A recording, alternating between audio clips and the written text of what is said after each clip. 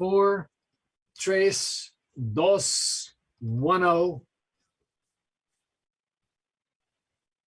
Welcome, ladies and gentlemen, to another episode of Sketchy Ideas, the live point, counterpoint, sometimes on video podcast, where we illustrate and debate concepts surrounding leadership, business, and personal achievement in a way that may make you think twice, at least if we're doing our jobs right, before you implement that new idea you just learned all about on the internet. Hi, I am one of your co-hosts, Michael Rampolla. And I'm Brad James. And we are talking to you today about fear and other emotions, just in time for the season of spookiness. But before we get into that, let's get a word from our sponsors. Brad's here to tell you about Cream City. Brad, take it. Sometimes you feel like you got to do it all on your own. You don't, especially when it comes to marketing. My friends over at Cream City Marketing can help you out with a whole bunch of stuff, especially when you feel like you don't have time for that new campaign, content, social media, all the stuff that tends to be an afterthought. Do me a favor, email Erin over at erin@creamcitymarketing.com and she'll help you out. Awesome. Thank you, Brad. And a special message today, Sketchy Ideas would not be here without our second sponsor, my dad. This is a little mini tribute. Yesterday was my dad's birthday. Happy birthday, Dad, / Papa, which is what my boys call him. I would not be in the position I'm in and the job I'm in if not for him. My dad taught me how to think about problem solving and how to think about solving tech problems, especially. He is a self-taught computer whiz. Back when IT was just like networking or running networks and doing installations and like that, he was a consultant and an IT guy for a long time, and knew that technology was always going to be changing, and taught me, don't look at the actual system, the machine or the software in front of you. Learn how all of them work, and so no matter what comes and how things change in the future, you'll be ready. And Dad, thanks for that. Without that, I wouldn't be able to solve all the problems I can solve today. We probably wouldn't be doing this show because we've had to solve a lot of tech problems. Tribute to that, Elizabeth, our producer, is on screen because we can't get Brad's video to work. So how do we solve that problem? I don't know, because that could Zoom have been foreseen and foretold when I was like 10? No, but I know how to solve tech problems because of my dad. So Dad, Papa, Andy, AJ, thank you. You have helped me to do what I do, and happy birthday, and I love you. All right. With that, fear, and there's zero transition on this, by the way. Let's get into episode 65. Talking to you about fear and other emotions. And if I remember right, Brad, we got here from last episode, so which means I'm going to actually throw it. Elizabeth, what did we talk about last time, and how do we get to fear?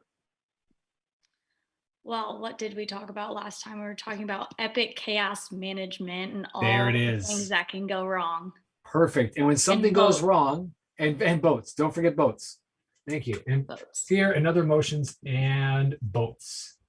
And when something goes wrong, your emotions kick in. And people say, well, I need to learn to manage my emotions. You can't do that. You can't change your emotional reaction, especially your immediate instinctual emotional reaction when a perceived threat comes your way. It might be an event going sideways. It might be a bear. It might be a loud noise or explosion. All of those things trigger your natural, instinctual, emotional, automatic responses. And there's 3 options, but you don't really get to choose them. They kind of choose you.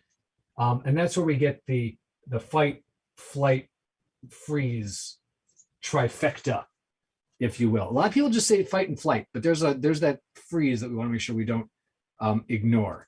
So, all right, I'm diagramming these out because I want to talk about them and how they're a little bit different. So we've got fight.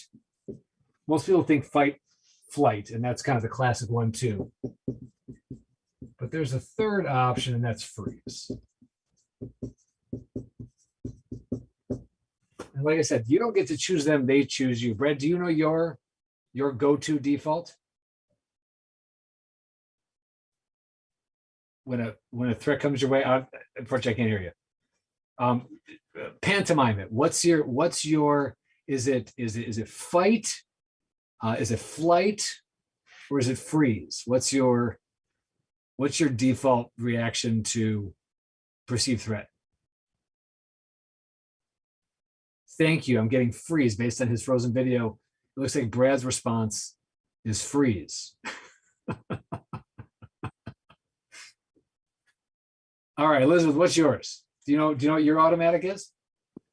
I would say flight. Flight. Okay, so we're Unfortunately. flight. You run away. Run away. Yeah. Run away. Movie reference there. Probably before your time. Okay, Elizabeth, you need to put Monty Python and the Holy Grail on your Netflix queue. Okay. Because I'm guessing that you haven't seen that one. I haven't yet, but I know them. Okay, well, that's good. At least Yeah. I'm not talking gibberish. Start. Run away, run away. Okay, so that's how the one group of knights responds to threats. They just run away, which doesn't feel very knightly. Mine tends to be freeze, actually. So I'll be self-aware and I'll own that. I'm just gonna guess, and I have talked to Brad, Brad's fight, which is interesting. So we've got all three corners covered. That's fun. Now, when it comes to this being an emotion, in different situations, one of these might be better than another, right? So Elizabeth, when is it good to run away?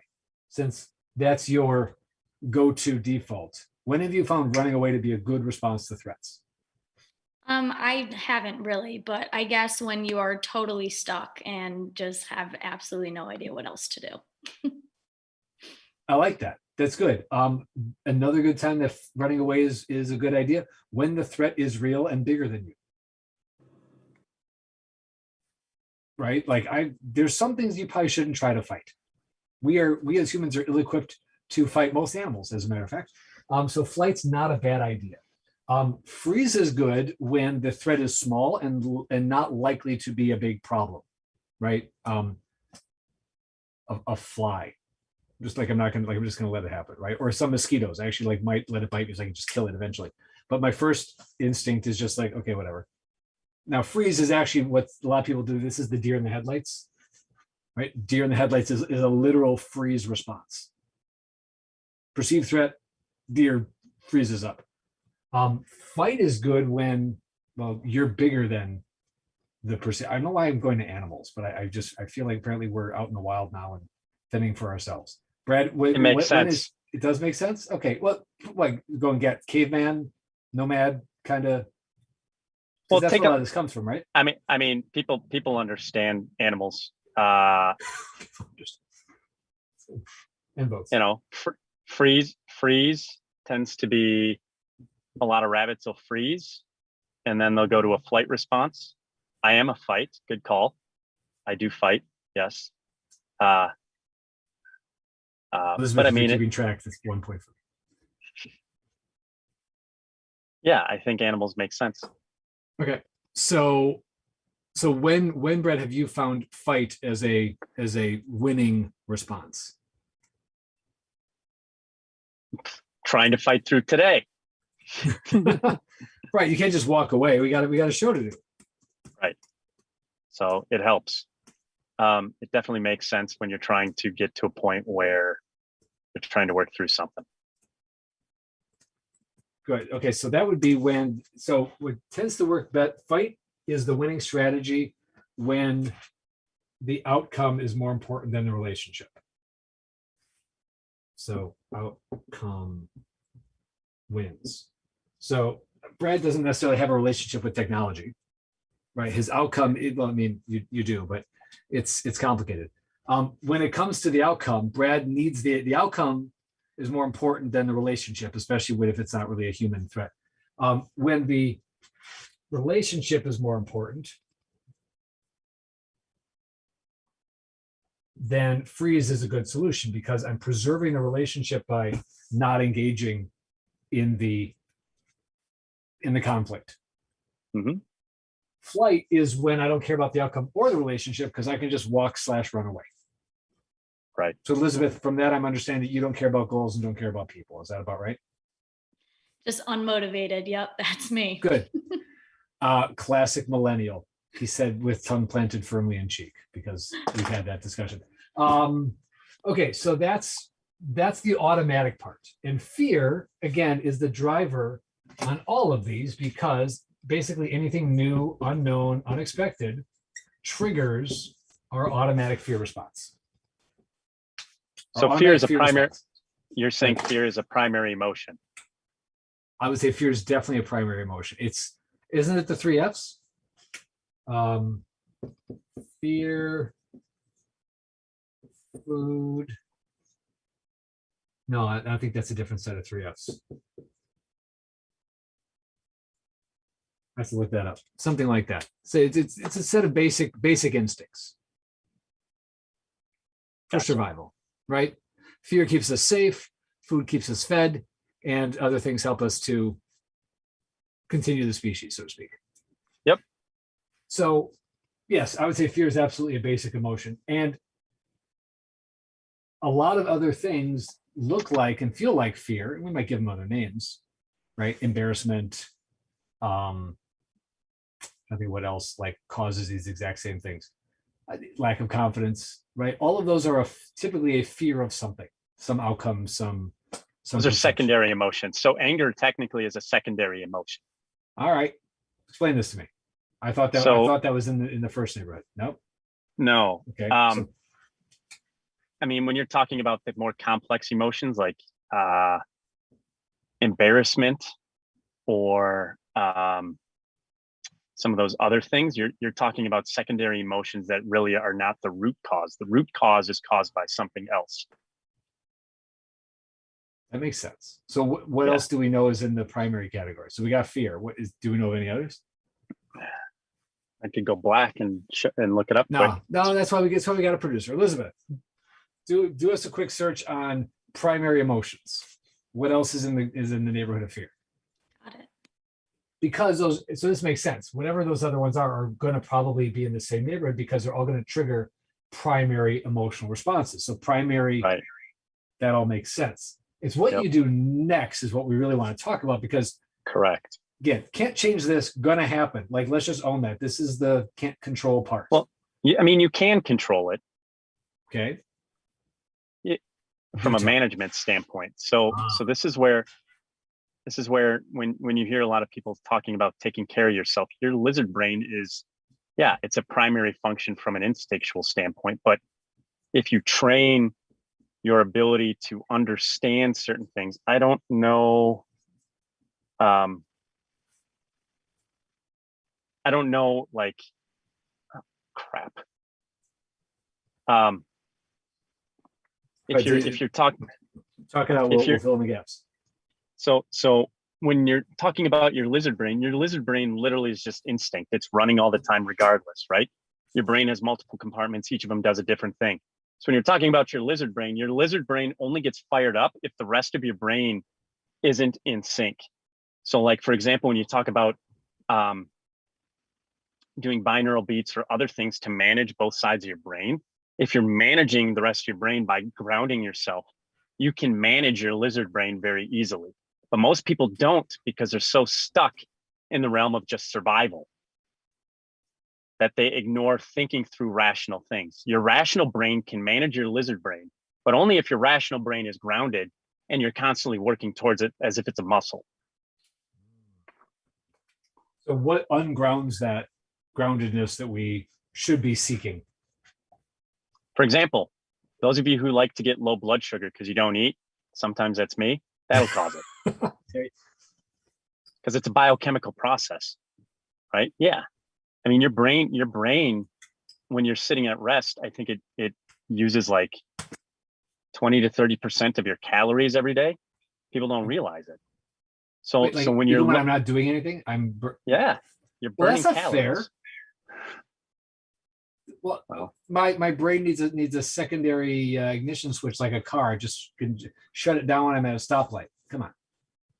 Our brain hasn't evolved to this yet? Come on, Michael. What? Isn't that how that works? No, it doesn't work that way. You know, you can't just go. No, I can't just. I wish I could do that. Right? It doesn't work that way. Yeah. Unplug. Yeah. Be great. Be great sometimes. Would be great. Well, okay, but okay. And it's the desire for that causes people to do things that look and feel like unplugging, but probably really aren't. Right. You're just distracting it.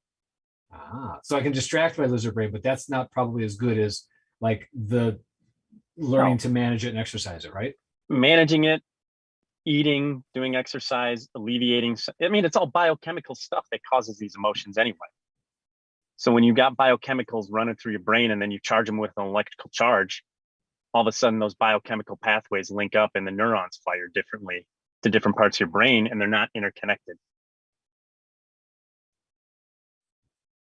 So what is the outcome of them not being interconnected? Why is that good or bad? Because your brain will run different paths, and the more it runs that path, I mean, we've talked about neural pathways. Yeah. So the more your brain runs that neural pathway, the stronger the myelin sheath around that neuron gets, and the stronger the connection from one neuron to the next. And it becomes a reflex.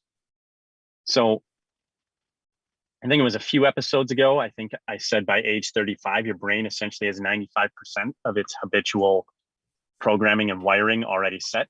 Yeah, I That's remember because of the feeling personally myelin attacked sheath. by that comment. Yeah. I I mean, remember. I'm getting there too. It's okay. It's called getting older, you know. Okay, we got So- love, joy, surprise. Okay, so fear, love. There are some good ones. That's nice. Mhm. Love. I like that love is a primary emotion. Do you- Joy. Elizabeth, do you have the source for that? I don't, but I'll find it. Okay, thank you. Oh, and sadness. Okay, so we got all those. That feels like what was the okay? I'm going to give you. We're going to really make Elizabeth work today. There was a Disney movie. It was all about was like every emotion like had a personification. Somebody out there. Like Inside Out. There it is. Right, and each of these had a personification, right? I feel like. Kind of, yeah. Some of them were missing. Is disgust one of them? I feel like disgust is a thing. Yeah. So that's what I mean. They all have it's all about how you define them, right? Okay. So got it. All right, that makes sense. Okay, so regardless of the list, the primaries play on my lizard brain instinctual survival biochemical part. Yeah, but typically we're not feeling those directly anymore the older you get, right? You're feeling the complicated emotions of embarrassment. Okay. Like the ones that are a mix, right? So embarrassment, define embarrassment? Oh, here we go. Okay. What do you feel when you feel embarrassed?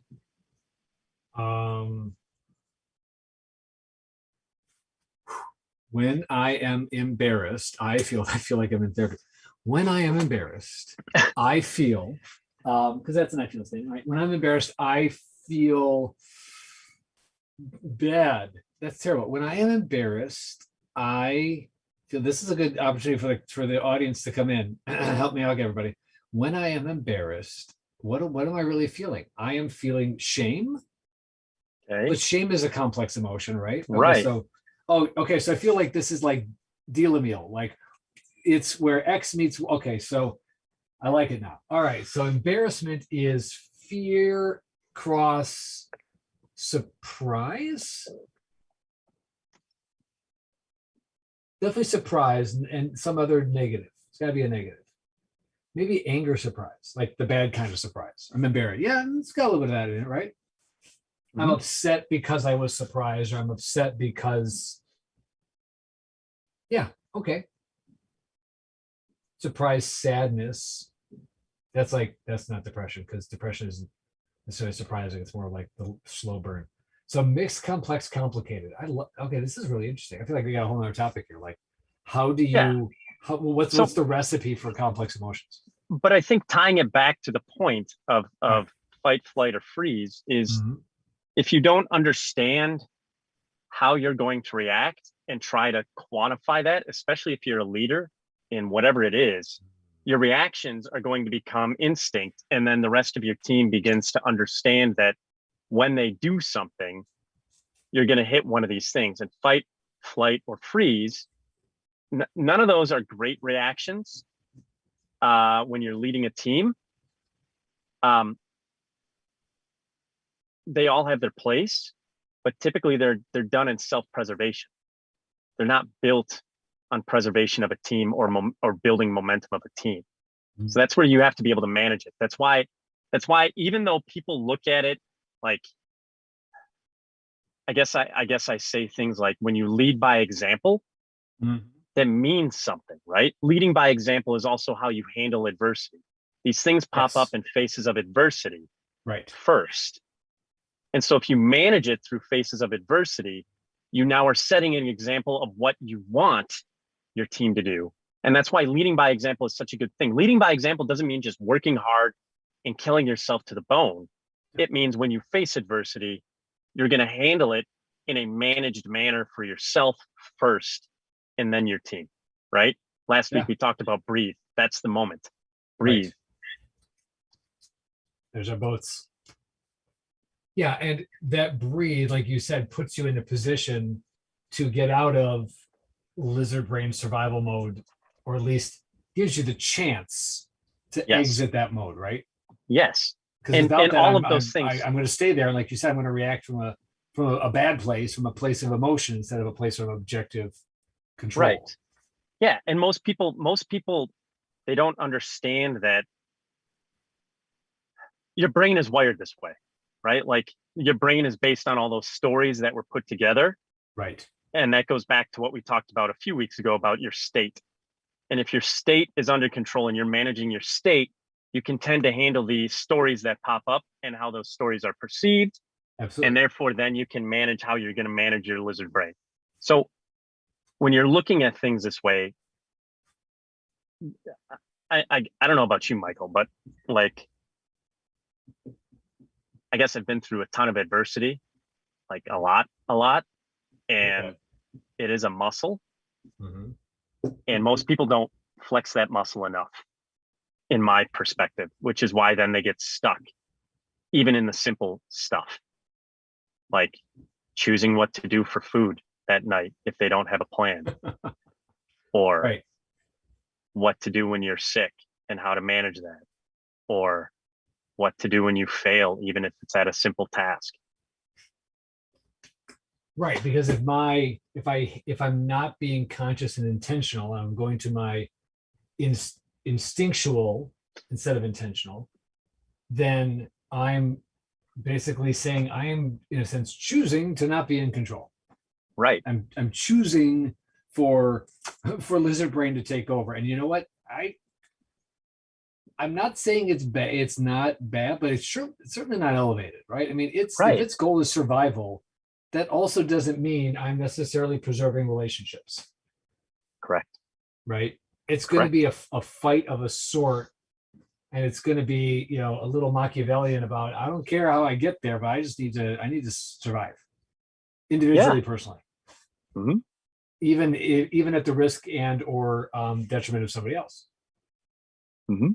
Unless, interesting, I ran into this recently, unless I have the awareness that helping another survive helps my future survival, but that requires a certain level of, like you said, conscious awareness, like a muscle I've built up.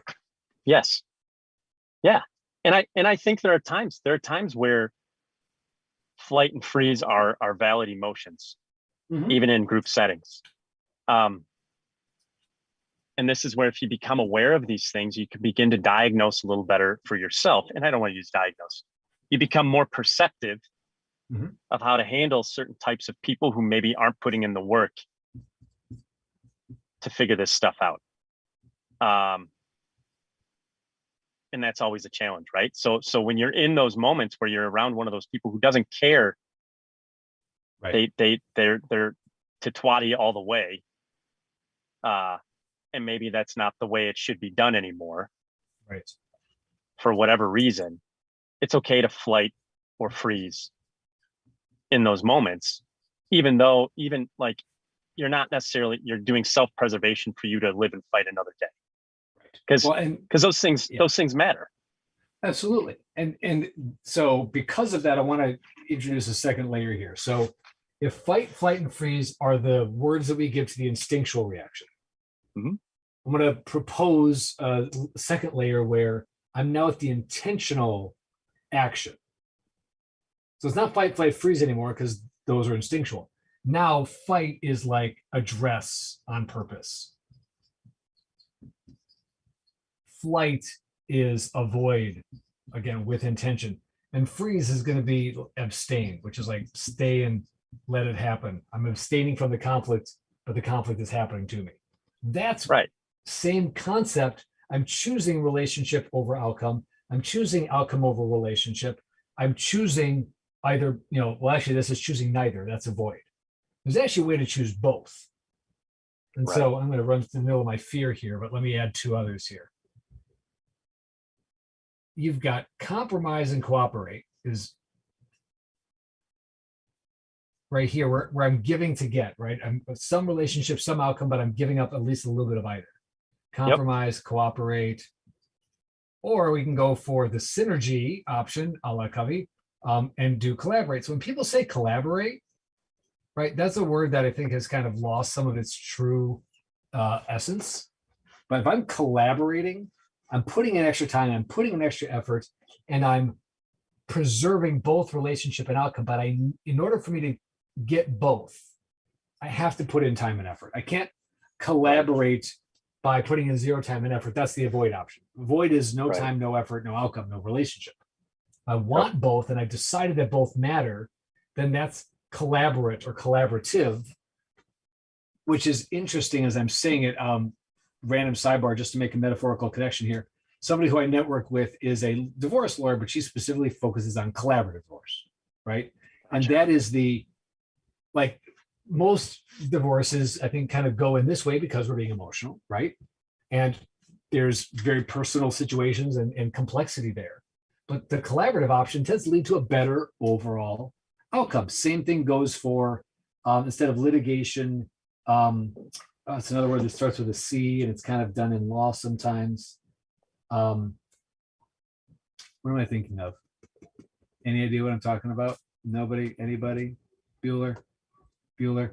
It is, I'll come back to it. Anyway, it's this idea where instead of suing somebody or litigating against somebody, you engage in a process where we really just, treat each other like a human being and take some extra time and effort to get the outcome that we both want. That's called conversation. Well, it is. Yes, it is. I knew it was a C. Thank you. It'll come to me. Anyway, the point is, because I care about the relationship and because I care about the outcome, I am also then making a commitment to those things. And that commitment requires me to give time and effort to achieve a better outcome. Because address, avoid, abstain, achieve a certain kind of outcome. I think address is typically going to end up looking like one of these things, because address with intention typically preserves relationships a whole lot better than fighting instinctually. Yes. Right. Yep.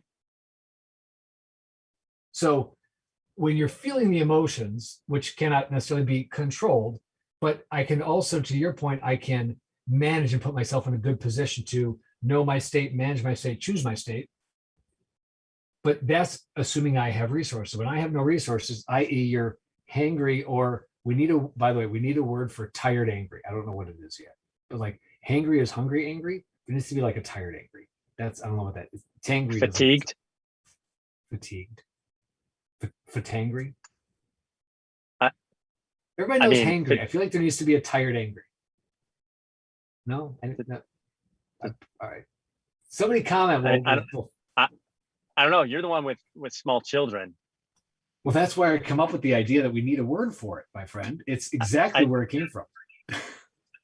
Isn't it? I feel like there is a word. Producer, anything? No. All right. I will.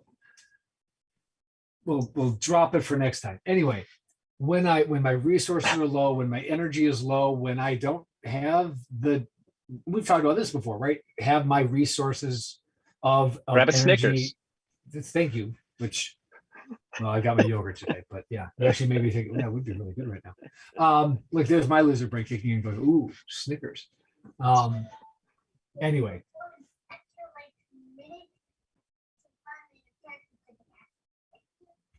I have no idea what that was. I don't think it was for me. Okay. Anyway, so all right. So why we're talking about this is because last time we talked about operating with more intention, getting better outcomes by the way you approach the situation. And this is nice because I think there's like 5 or 6 different things we've talked about in the past that are really all connecting up into this idea of the emotion, the fear is going to happen. You have a choice after that. Yes. If you don't make a choice after that, then you're choosing to operate on instinct and choosing to let your emotions have their way with you. And hey, leaders out there, that's not a path to growth. That's not a path to success. It's not a path to problem solving, managing chaos. Yes. Right? Because I think if Brad went purely on fight, he would have thrown his computer and or phone earlier, and we wouldn't have him on our show today. We really like having him on our show. So those thoughts did cross my mind, by the way. See that? There you go. But that's not good. That's not good. Right? Positive affirmation. I literally went through boats when it happened. Did you really? I did. I love it. I love it. I think I saw or heard you breathing. Like I do feel like I caught that moment. I just don't know. I recognized it when it was happening. Sleepy instead of tired, and hangry equals slangry. It's a good candidate. Thanks, Elizabeth. All right, let's put a wrap on it. We're at time. This was good. And I'm Brad, thanks for managing yourself and your emotions through your fight with technology. Much better outcome. And thanks, Elizabeth. I don't know if you're still on video. I don't know if you're doing great. Keep it up. Elizabeth is definitely becoming a more sung hero of our show as opposed to just an unsung hero. Elizabeth, we love you and we appreciate you. And thanks for helping make the thing run so well. Even when our technology thank you. Even when our technology isn't cooperating. All right, I'll hit the wrap. Ladies and gentlemen, you just learned all about hangry, slangry, and tangry. I feel like 3 stooges of emotion. Fight, flight, freeze, and understanding how to better manage your emotions for better outcomes and choosing your responses. In next week's episode, I don't know, I feel like there's more here. We'll decide what to do with this next, or we're open to new topics too. So let us know what you want us to illustrate, debate, and sketch by sending us an email at info@sketchyideasshow.com. Elizabeth is amassing a list and letting us know what the people want, because we want to give the people what they want. We will get back to you. So let us know in the comments, send us an email, reach out to us, let us know what you want us to explore on your behalf, because just because it's a sketchy idea doesn't mean it's not worth exploring. And we are here to serve you. So let us know how to do that. Thanks, and we will see you next time.